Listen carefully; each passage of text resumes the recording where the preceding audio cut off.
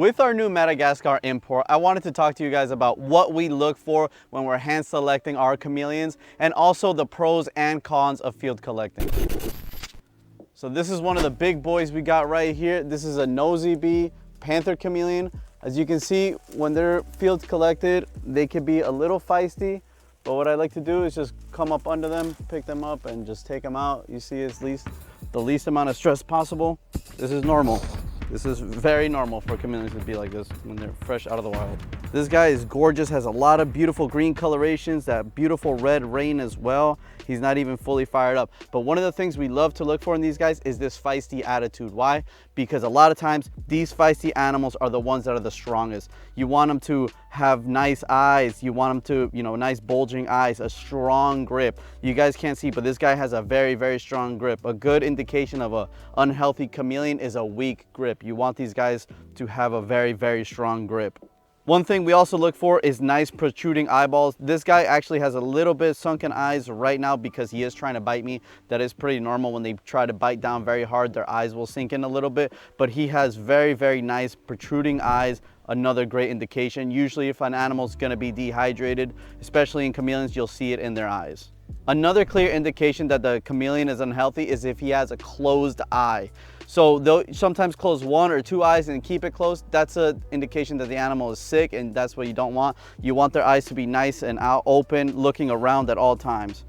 And see, as you can see, this guy is very, very feisty, trying to bite me. These guys actually have a really strong bite for their size. Let me see if I can hand walk them a little bit. No, guess not. So these are all things that we look for when we're hand selecting our chameleons. He's trying to bite the crap out of me. So the polar opposite of that wild-caught chameleon is going to be an animal like this. This is a captive-bred panther chameleon male. This is a guy that we raised here since he was very young, and you could see his attitude is completely different. Now this guy we actually kept back because he had a small injury to his eye there, but he's grown up to be a very, very friendly and very, healthy male. So this is why we kept him. Now, I do want to point out, if you're looking to get a pet chameleon, an amazing animal just like this one, you're going to want to go with a captive bred animal. The imports and the wild-caught animals should be left for the expert keepers or the people who are looking to breed to establish captive bred populations. That way we could enjoy animals like this without having to put the stresses of them of getting imported from a different country. And that leads us to our next question. Is importing animals, is taking them out of the wild and bringing them here to the United States for people to keep and breed ethically correct, or is it morally wrong? What do we think about that? Let's go talk about it with Manny. Now, there's two very big major cons with importing or field collecting animals. One of the biggest is you're taking out the animals out of their native population. Now, if you do this too much and unregulated, it can cause real harm on the native population and potentially could wipe them out, especially with animals that are very specific to that area, like the electric blue day geckos, where they only really exist in about 100 yards of a very specific area. So stuff like that can cause real harm to their populations. When field collecting an animal, is not like you just grab.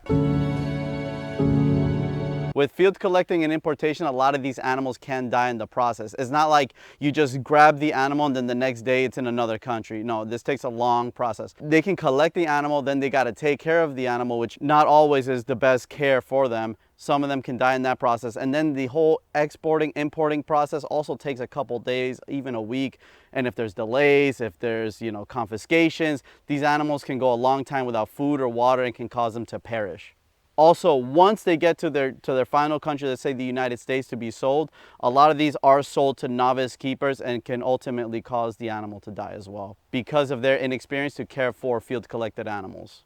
Most of the time, these imported animals are a lot cheaper than their captive bred counterparts, making them more desirable for novice keepers because they'd rather spend less money on a wild-caught animal than a captive bred animal. Unfortunately, a majority of these imported animals do die within a year.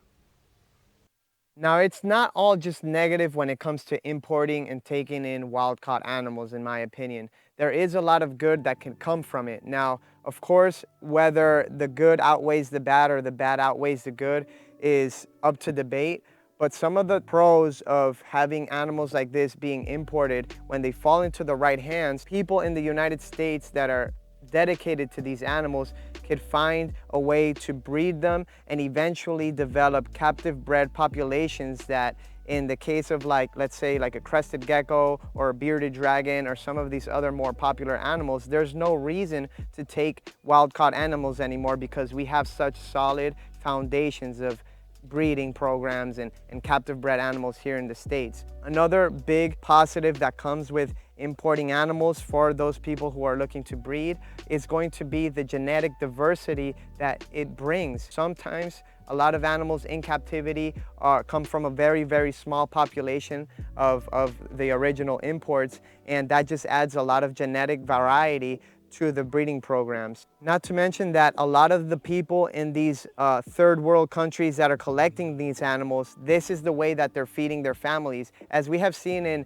Dave Kaufman's videos and some other videos and documentaries out there, a lot of the people that collect these animals, they're not evil people, they're not bad people that are looking to decimate or make a profit out of the animals they collect. They're literally just trying to feed their families and they're trying to live in the bare minimum.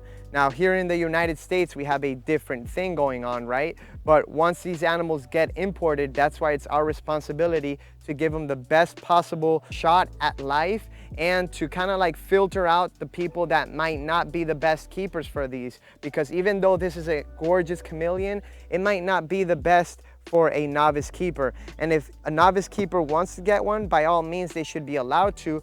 But we have to make sure that the people who do get them are very well educated, and it is our responsibility to not just sell an animal and just get the money and that's it. We've got to make sure that the people who take these animals home are going to have the proper care, the proper setup, and have aspirations to maybe want to breed this animal in the future, because that's going to help cut the problem and it's going to help cut the imports and bring more captive bred animals into the market.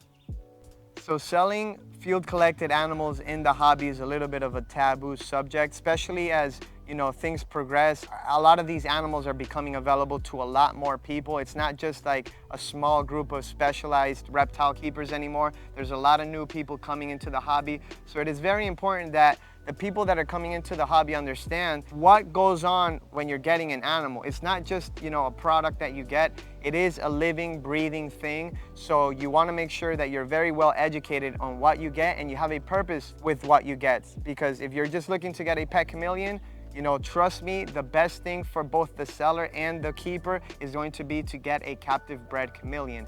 But if you're a breeder, then you want that new blood. You know, you want to get some of these different species that are not established in the hobby yet, and you want to still have access to them, but the only way to have access to them is to have these imports coming in. So I think the responsibility is always going to be on both the seller and the person who's getting the animal, and I don't think it should change. I don't think the government should tell us, no, you can't get these animals, you can only get these animals. You know, I think it should be everybody's individual responsibility. But at the same time, we have to make sure we are responsible, because then we're going to leave open room for people higher up to see the atrocities that come to happen sometimes in our hobby and say, no, you guys can't be doing this. Like, a lot of these animals are dying. They're not even getting taken care of properly, and we don't want that. For a long time, we've been very conflicted on this subject, because obviously we love these animals. This is the only reason why we're in this hobby. But sometimes we see what happens when an import comes in and there's some animals that arrive dead, or, you know, they don't get treated the right way, and a lot of these animals perish. So we want to be transparent with you guys. We want to put it out there so you guys get an open discussion on it. Obviously hoping that it's not anything negative, but we do want to have an open discussion of it, because it's a very serious subject when it comes to reptiles and keeping reptiles. Yeah, and that's why we try to be as transparent as possible with all of our videos. We're also very adamant on all the information that we put out there to make it easier on you guys, so you guys know all the correct information on how to care for your imported chameleon, even captive bred imported, it doesn't matter. That's why we're so, we you know, when we make these videos, we do everything we can to put all the information and while making it entertainment as well. So that's why it's very important to us that you guys do your research, that you do look up videos, you do your own research, read, you know, do everything you can before you get these animals, because it's very, very important, and that's how you keep these guys alive, and that's how we keep them in this hobby as well. Yeah, and another thing that I want to put out there is for you guys that are selling animals like we are, you know, step up your game. Make sure you go the extra mile to make sure that the person buying the animal is actually taking care of the animal correctly. If you've ever bought an animal from us, you know that we talk to you directly and we ask you questions. We always tell everybody, if you have any questions whatsoever, any concerns, please give us a call, because this is why we're here. We're here to make sure that everybody knows what they're doing so the animals don't have to suffer. You know, I don't know in 5 years if we're still gonna be selling, you know, some of these field collected animals, but I do wanna make this video because I wanna give a different perspective to what we do. And I want you guys to understand that it's not just, you know, a pet chameleon that I got. It's not just, you know, a cool, cute little thing or a gecko or whatever that it is. It's something that's serious, because in the bigger picture, when you look at it in the macro sense, it's making a big change. If you just buy the captive, if you spend the extra $100, extra $200 on a captive bred animal, you just want a pet, you know, it's gonna go a long way. The animal's it's gonna do better for you. Just some food for thought. Want to leave you guys with that here, and that's it for me. What do you got? I was gonna just, you know, if you guys wanted more information, we have put it on all of our social media platforms: Instagram, Snapchat, YouTube, Twitter, TikTok. So make sure you guys follow us. And if you have any questions, like you said, you need any help with anything, you could always give us a call, give us a text, whatever it is, email, whatever it's easier for you guys, let us know, because we're willing and open to helping you guys out, all of you. Especially if you buy.